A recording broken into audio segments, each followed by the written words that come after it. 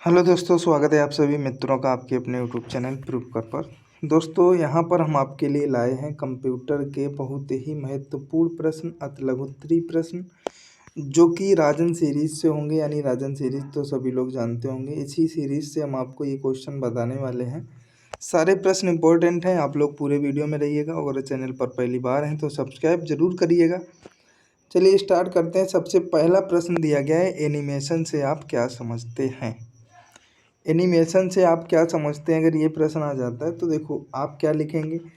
कई स्थिर चित्रों या डॉक्यूमेंट पेजों को एक एक करके तीव्रता से स्क्रीन पर गुजारना, जिससे गतिशीलता का आभास हो, उसको एनिमेशन कहते हैं।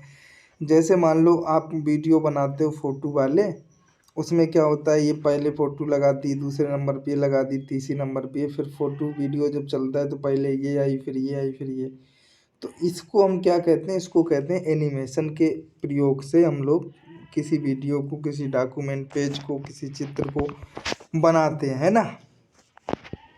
आगे चलो, सीडी रोम क्या है। यह एक ऐसी स्टोरेज डिस्क है जिस पर सिर्फ एक बार लिखा परंतु बार बार पढ़ा जा सकता है। सीडी रोम ये होता है, इस पर एक बार आप लिख दें लेकिन इसको आप बार बार पढ़ सकते हैं। सीडी रोम इसको बोला जाता है, आप लोग याद रखेंगे। सीडी रोम का पूरा नाम क्या होता है, तो आप लोग आंसर क्या करेंगे, compact disc read only memory.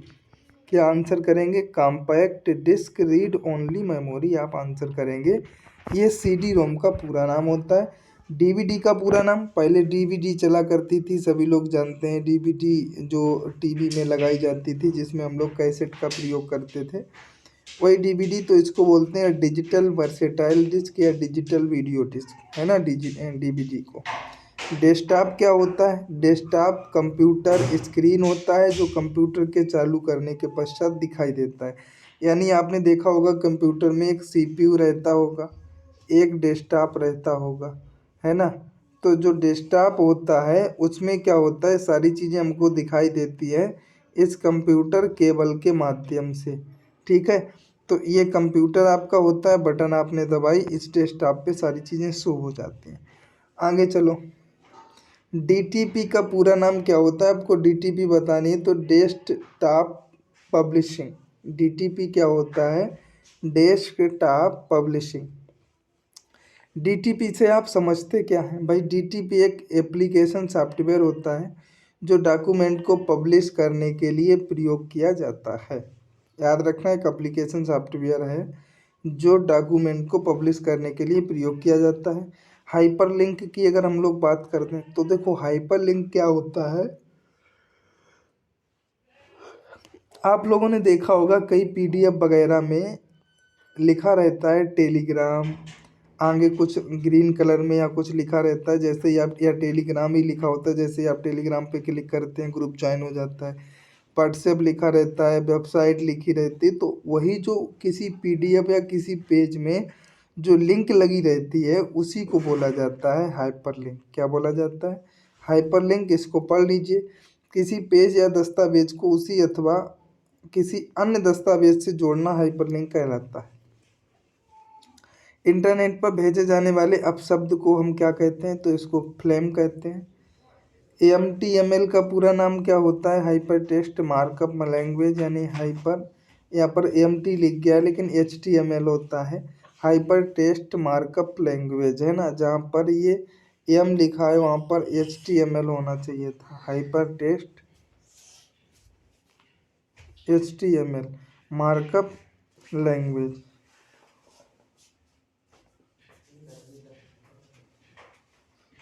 एक आपका इसी प्रकार से होता है HTTP। क्या होता है, वो होता है हाइपर टेक्स्ट ट्रांसफ़र प्रोटोकॉल। ये क्या होता है, HTML hyper text markup language. आगे चलो, ISP का पूरा नाम क्या होता है, इंटरनेट सर्विस प्रोवाइडर। क्या होता है ISP, इंटरनेट सर्विस प्रोवाइडर होता है ISP। ISP से आप क्या समझते हैं, तो देखो ISP इंटरनेट सेवा प्रदान करने वाली एक संस्था होती है जिसमें एक अथवा एक से अधिक गेटवे कंप्यूटर होते हैं तथा यह अन्य कंप्यूटरों को गेटवे के सारे इंटरनेट से जोड़ने की सेवा प्रदान करती है। इसको बोला जाता है ISP। आगे चलो, कीबोर्ड पर बटन दबाने की प्रक्रिया को हम क्या कहते हैं? तो की स्ट्रोक कहते हैं। क्या कहते हैं? की स्ट्रोक कहा जाता है। नेक्स्ट है, किसी कंप्यूटर पर कार्य प्रारंभ करने के लिए प्रोग्राम में जाने की प्रक्रिया क्या कहलाती है? तो किसी कंप्यूटर पर कार्य प्रारंभ करने के लिए प्रोग्राम में जाने की प्रक्रिया लॉगिन कहलाती है। आप किसी के अंदर जब प्रवेश करते हैं तो सबसे पहले क्या करते हैं? लॉगिन करते हैं, है ना। किसी कंप्यूटर पर कार्य समाप्त करने के प्रोग्राम से बाहर आने की प्रक्रिया क्या कहलाती है? तो लॉगिन ऑफ कहलाती है। क्या कहलाती है? Login of. आगे है, वह मेमोरी जिसमें संग्रहीत डेटा सप्लाई बंद किए जाने पर भी बना रहता है, क्या कहते हैं? तो नॉन वोलेटाइल मेमोरी उसको कहा जाता है। क्या कहा जाता है? Non volatile memory. Pen drive क्या होता है? यह एक इलेक्ट्रॉनिक मेमोरी डिवाइस है जिसे कंप्यूटर के यूएसबी से जोड़कर उसका उपयोग किया जाता है। प्रोटोकॉल से आप क्या समझते हैं? नियमों का वह समूह जो दो कंप्यूटरों के बीच डेटा संचारण में सहायक होता है उसको प्रोटोकॉल कहा जाता है। प्रिंटर द्वारा कागज पर हार्ड कॉपी प्राप्त करना क्या कहलाता है? तो प्रिंट आउट कहलाता है। टेलीफोन लाइन के सारे डेटा संचारण की व्यवस्था क्या कहलाती है? तो टेली कम्युनिकेशन कहलाती है। नेक्स्ट है, यूपीएस का पूरा नाम लिखें। तो भैया यूपीएस का पूरा नाम होता है यूनाइटेड पावर सप्लाई, है ना। अगला है, वायरस क्या होता है? आपके फ़ोन में वायरस आ जाते होंगे, आपके कंप्यूटर में भी वायरस आ जाते होंगे। आपसे पूछा जाए कि सर वायरस होता क्या है आखिर? तो देखो, वायरस एक छोटा अवैध प्रोग्राम होता है जिसे एक्टिव करने पर वह कंप्यूटर सॉफ्टवेयर तथा सूचनाओं पर बुरा प्रभाव डालता है। वायरस क्या है? एक अवैध प्रोग्राम है ना, जिसे एक्टिव करने पर वह कंप्यूटर सॉफ्टवेयर तथा सूचनाओं पर बुरा प्रभाव डाल देता है। यानी वायरस तो वायरस है ना। वेब पेज किसे कहते हैं? भैया वर्ल्ड वाइड वेब पर उपस्थित प्रत्येक पृष्ठ क्या कहलाता है? Web page. आगे चलो, किसी व्यक्ति या संस्था से संबंधित इंटरनेट पर उपलब्ध विवरण क्या कहलाता है? तो वेबसाइट कहलाता है। किसी दो वेब ब्राउज़र का नाम लिखें अगर आ जाए तो भैया गूगल होता है, एक मोजिला फायरफॉक्स होता है। इंटरनेट एक्सप्लोरर क्या होता है अगर आपसे पूछा जाए? तो इंटरनेट एक्सप्लोरर एक सॉफ्टवेयर होता है जो इंटरनेट पर वेबसाइट को खोजने की प्रक्रिया को आसान बनाता है। इंटरनेट भैया क्या, इंटरनेट एक्सप्लोरर क्या है? एक सॉफ्टवेयर है जिस सॉफ्टवेयर पर हम क्या करते हैं? इंटरनेट पर वेबसाइट को खोजने की प्रक्रिया, जैसे आपने सरकारी रिजल्ट डाल दिया, जैसे आपने डीएलएड रिजल्ट डाल दिया, यानी कोई भी वेबसाइट डाल दिया, आपने यूपी टेट लिख दिया, तो हम इंटरनेट एक्सप्लोरर पर इन साइटों को खोजने का काम करते हैं। जैसे इसमें आपके क्रोम भी आ जाता है, मोजिला भी आ जाता है ना। अगला है, भारत की सबसे बड़ी सॉफ्टवेयर कंपनी का नाम बताओ। तो टाटा कंसल्टेंसी सर्विसेज, ये जो है ये भारत की सबसे बड़ी सॉफ्टवेयर कंपनी है ना, सॉफ्टवेयर कंपनी। आधुनिक कंप्यूटर विज्ञान का जनक किसे कहते हैं? तो एलन ट्यूरिंग को। अगर आधुनिक की बात लगा दी जाए तो आप चार्ल्स बेबेज ना करना। अगर आपसे कंप्यूटर का पिता पूछा जाए तब आप चार्ल्स बेबेज करेंगे, और अगर आधुनिक कंप्यूटर विज्ञान का जनक पूछ लिया जाए तो आप एलन ट्यूरिंग करेंगे। माया क्या है? माया एक थ्री डेसी क्या लिखा है, डिमेंशनल प्रकार का सॉफ्टवेयर है, या डायमेंशनल प्रकार का एक सॉफ्टवेयर है जिसका प्रयोग चलचित्रों एवं वीडियो गेम में विशेष प्रभाव डालने के लिए किया जाता है। इसको हम लोग माया बोलते हैं। आगे है भैया नेक्स्ट प्रश्न, सर्वप्रथम वेबसाइट के निर्माण का श्रेय किसको दिया गया? तो टिम बर्नर्स-ली को सर्वप्रथम वेबसाइट निर्माण का श्रेय दिया गया। एक्स्ट्रानेट से आप क्या समझते हैं? तो भैया एक्स्ट्रानेट एक व्यक्तिगत नेटवर्क होता है जो व्यवसाय के लिए इंटरनेट तकनीक और सार्वजनिक संचार व्यवस्था का प्रयोग करता है। जीपीआरएस का पूरा नाम क्या है? तो जनरल पॉकेट रेडियो सर्विस, ये जीपीएस होता है। जीपीएस से आप समझते क्या है भैया? तो जीपीएस वायरलेस द्वारा मोबाइल फ़ोन से इंटरनेट सुविधा का प्रयोग करने की एक तकनीकी होती है, इसको जीपीएस कहते हैं। कंप्यूटर सिस्टम के उस मुख्य पटल को हम क्या कहते हैं जिससे सभी उपकरण लगाए जाते हैं, तो उसको मदरबोर्ड कहा जाता है। मोडेम का पूरा नाम क्या है, तो भैया मॉड्यूलेटर डीमॉड्यूलेटर, ये मोडेम होता है।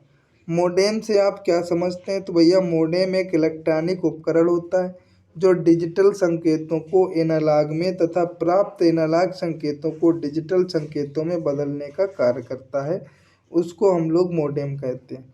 रंगीन मॉनिटर में प्रयुक्त तीन मूलभूत रंग कौन कौन से होते हैं, तो आरजीबी यानी लाल हरा नीला। ओएमआर क्या होता है, तो ओएमआर एक इनपुट डिवाइस है जो विशेष प्रकार के चिन्हों या संकेतों को पढ़कर इसे कंप्यूटर के उपयोग के योग्य बनाता है, उसको हम ओएमआर कहते हैं। ओएमआर का पूरा नाम अगर पूछ लिया जाए तो भैया ऑप्टिकल मार्क रीडर, यानी ओएमआर सीट जो होती है, जैसे क्वेश्चन होता है उसमें 4 विकल्प जो होते हैं, ये जो होते हैं ये किसको दर्शाते हैं, ओएमआर सीट में ऐसे होते हैं, ऑप्टिकल मार्क रीडर इसको बोला जाता है। ओसीआर का पूरा नाम भैया ऑप्टिकल कैरेक्टर रीडर। ओसीआर से आप क्या समझते हैं, तो भैया ओसीआर एक इनपुट डिवाइस है जो प्रकाशीय व्यवस्था द्वारा अक्षरों एवं चिन्हों को पहचान कर डाटा इनपुट करता है, ओसीआर बोला जाता है। बात कर दी जाए अगर प्रौद्योगिकी की एक महत्वपूर्ण कार्य कौशल क्यों है, प्रौद्योगिकी एक महत्वपूर्ण कार्य कौशल क्यों है, तो आप लिखेंगे आज अधिकांश कार्यस्थलों में प्रौद्योगिकी ही महत्वपूर्ण भूमिका निभा रही है, इसलिए प्रौद्योगिकी एक महत्वपूर्ण कार्यकुशल माना जाता है। सभी लोग याद रखेंगे इस चीज़ को। आगे चलो, डायल इंटरनेट एक्सेस का कोई एक लाभ बताइए, तो ये लिखेंगे आप, ये ब्रॉडबैंड टेक्नोलॉजी का उपयोग करता है। याद रखिए ब्रॉडबैंड जो कनेक्शन किया जाता है उस टेक्नोलॉजी का ये उपयोग करता है। आईपी एड्रेस एक ऐसी विशिष्ट संख्या जो इंटरनेट का पता होती है, आईपी एड्रेस कहलाती है ना। चैट क्या है, एक ऑनलाइन एरिया जिसमें यूजर किसी विशेष विषय पर लिखित रूप से वार्तालाप या चर्चा करे, चैट कहलाता है। जैसे हम लोग इंस्टा पे चैट करते हैं, जैसे फेसबुक मैसेंजर पे चैट करते हैं, जैसे हम लोग व्हाट्सएप पे चैट करते हैं, है ना। पासवर्ड से आप क्या समझते हैं, वह गोपनीय कोड जो कुछ प्रोग्रामों में प्रविष्टि प्रतिबंधित करता है, पासवर्ड कहलाता है। वेबसाइट के प्रथम पृष्ठ को क्या कहते हैं, तो वेबसाइट के प्रथम पृष्ठ को होम पेज कहा जाता है। बार कोड्स क्या होता है, तो भैया अधिकांश उत्पादों पर मुद्रित रेखाओं के तरीकों को बार कोड्स कहा जाता है। यूआरएल का पूरा नाम लिखें, तो भैया यूनिफॉर्म रिसर्च लोकेटर, यूआरएल का पूरा नाम क्या है, uniform research locator. Overhead projector का कोई एक लाभ बताएं, भैया ओवरहेड जो प्रोजेक्टर होता है, प्रोजेक्टर के द्वारा कक्षा में व्याप्त अनुशासन की समस्या का समाधान करने में सहायता प्राप्त होती है। भारत में दूरदर्शन सेवा का प्रारंभ कब से हुआ, तो भैया 15 अगस्त सन 1959 से भारत में दूरदर्शन सेवा का प्रारंभ जो है वो हुआ था। नेक्स्ट है इंटरनेट द्वारा प्रदत्त किन्हीं 4 सुविधाओं के नाम लिखिए, तो भैया एक ईमेल हो गया, एक ई कॉमर्स हो गया, एक मोबाइल फ़ोन हो गया, एक वर्ल्ड वाइड वेब हो गया। ये इंटरनेट द्वारा प्रदत्त किन्हीं 4 सुविधाओं के नाम हैं, एक ईमेल हो गया, एक ई कॉमर्स हो गया, एक मोबाइल फ़ोन हो गया, एक वर्ल्ड वाइड वेब हो गया। नेक्स्ट है नेटवर्क किसे कहते हैं, तो भैया सूचनाओं के आदान प्रदान हेतु आपस में जुड़ी कंप्यूटरों की एक श्रृंखला जो है वो जो है नेटवर्क कहलाती है। डायल लाइव क्या होता है, टेलीफोन द्वारा नंबर डायल करके संचार स्थापित करने की विधि डायल अप लाइन कहलाती है, आप लोग याद रखेंगे। इग्नू का शैक्षिक चैनल कौन सा है, तो ज्ञान दर्शन है। ईमेल का पूरा नाम क्या है, इलेक्ट्रॉनिक मेल किसे कहते हैं, तो भैया ईमेल इलेक्ट्रॉनिक मेल इंटरनेट से जुड़े कंप्यूटरों की सहायता से किसी अन्य इंटरनेट यूजर को संदेश भेजना इलेक्ट्रॉनिक मेल कहलाता है। आप जानते होंगे ईमेल के माध्यम से हम संदेश को भेजते हैं, जिस व्यक्ति के पास भेजेंगे वो उस व्यक्ति के पास में पहुंच जाता है। अगला है नौकरी से संबंधित जानकारी प्राप्त करने के लिए हमें किस पोर्टल पर जाना पड़ेगा, तो naukri.com पे चले जाएं, सरकारी रिजल्ट पे चले जाएं, है ना, ये पोर्टल है। और रोजगार रिजल्ट पे चले जाएं, है ना, ये पोर्टल है आपके नौकरी से संबंधित जानकारी के लिए। वह तकनीक जिसमें दो दूरस्थ पर बैठे व्यक्ति आपस में दृश्य तथा संचार स्थापित करते हैं क्या कहलाता है? तो वीडियो कॉन्फ्रेंसिंग कहलाता है। नहीं कहते हैं कि वीडियो कॉन्फ्रेंसिंग के माध्यम से बात करो या वीडियो कॉल पर बात करो। यूट्यूब क्या है? यूट्यूब एक वीडियो शेयरिंग वेबसाइट। क्या है? एक वीडियो शेयरिंग वेबसाइट है यूट्यूब। नेक्स्ट है टेली कॉन्फ्रेंसिंग क्या होता है? वह तकनीक जिसमें दूरस्थ स्थान पर बैठे दो या दो से अधिक व्यक्तियों के मध्य श्रव्य संचार स्थापित होता है, टेली कॉन्फ्रेंसिंग कहलाता है। जैसे हम लोग फ़ोन से किसी से बात करते हैं, ये टेली कॉन्फ्रेंसिंग है, यानी आपसे श्रव्य के माध्यम से। जब एक दूसरे की फ़ोटो देख पाते हैं वीडियो के माध्यम से तो उसको वीडियो कॉन्फ्रेंसिंग, और जब शब्द के माध्यम से सिर्फ बोलचाल के माध्यम से ऑडियो कॉल, जो हम लोग नहीं कहते हैं ऑडियो कॉल करो, उसी को क्या कहा जाता है? Teleconferencing. अगला है भैया M S word, M S Excel, M S PowerPoint किसके अंतर्गत आता है? तो एम एस ऑफिस के अंतर्गत ये सारी चीज़ें आती हैं, चाहे एम एस वर्ड हो, चाहे एम एस एक्सेल हो, चाहे एम एस पावर पॉइंट हो। अगला है एम एस पावर पॉइंट का एक्सटेंशन नेम क्या आता है? तो पीपीटी आता है। विद्यालयों के आधुनिकीकरण के लिए उपस्थित की नवीनतम प्रणाली को क्या कहते हैं? तो बायोमेट्रिक। आपने देखा होगा एक बायोमेट्रिक मशीन रहती है, उसमें एक अंगूठे का साइन रहता है, उस पे जाओ अंगूठा दबाओ, है ना, तो उससे क्या होता है कि उनका पूरी उपस्थिति जो है उस पर दर्ज हो पाती है। अगला क्या है? अगला आपके सामने छात्रों के अनेक अभिभावकों तथा विद्यालय के मध्य समन्वय स्थापित करने हेतु विद्यालय द्वारा निर्मित ऑनलाइन व्यवस्था क्या कहलाती है? तो विद्यालय की ऑफिशियल वेबसाइट कहलाती है। भाई सीधी सी बात है, अगर विद्यालय किसी चीज़ की सूचना देगा तो वो खुद की विद्यालय की अपनी ऑफिशियल वेबसाइट पर ही देगा, है ना, विद्यालय की ऑफिशियल वेबसाइट, तो सभी लोग याद रखेंगे।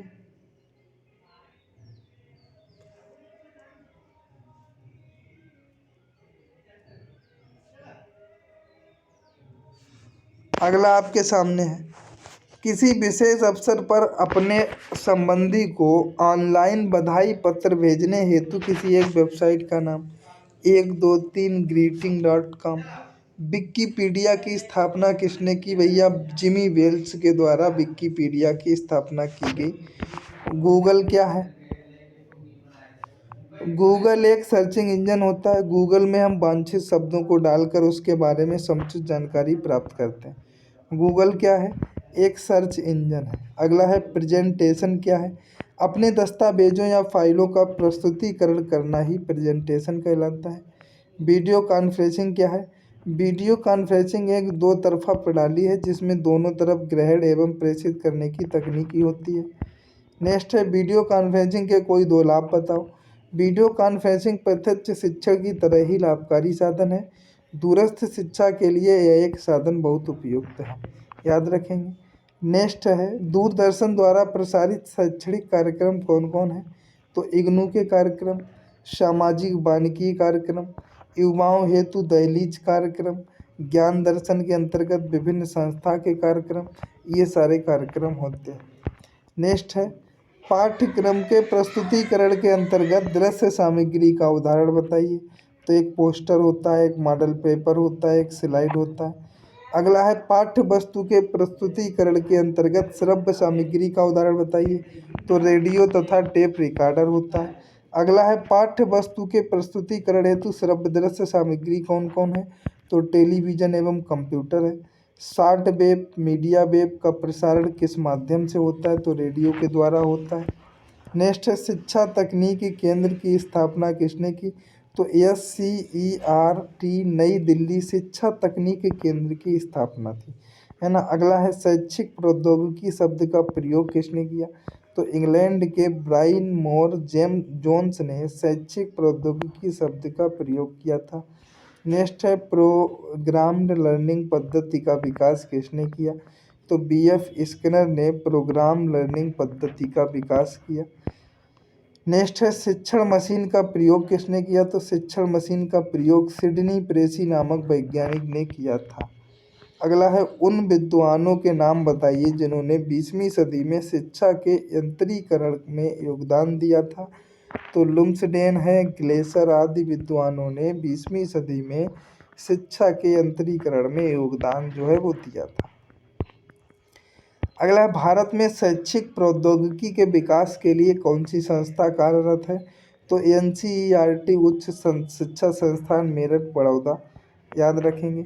नेक्स्ट है किसका कथन है शैक्षिक तकनीक से तात्पर्य है कि व्यावहारिक ज्ञान की सहायता से सुनियोजित प्रविधियों का विकास करना जिससे विद्यालयों की शैक्षिक प्रणाली के परीक्षण तथा शिक्षा कार्य की व्यवस्था की जा सके। तो ये रॉबर्ट एम गेने का कथन था। नेक्स्ट है किसका कथन है शैक्षिक तकनीकों को उन पद्धतियों एवं प्रविधियों का विज्ञान माना जाता है जिसके द्वारा शैक्षिक उद्देश्यों को प्राप्त किया जा सके। तो शिव के मित्रा का ये कथन है। नेक्स्ट है कॉन्फ्रेंसिंग से आशय क्या है। भैया सामान्य अर्थ में कॉन्फ्रेंस का अर्थ किसी संस्था के सदस्यों द्वारा किसी विषय वस्तु पर सम्मिलित रूप से विचार विमर्श करना।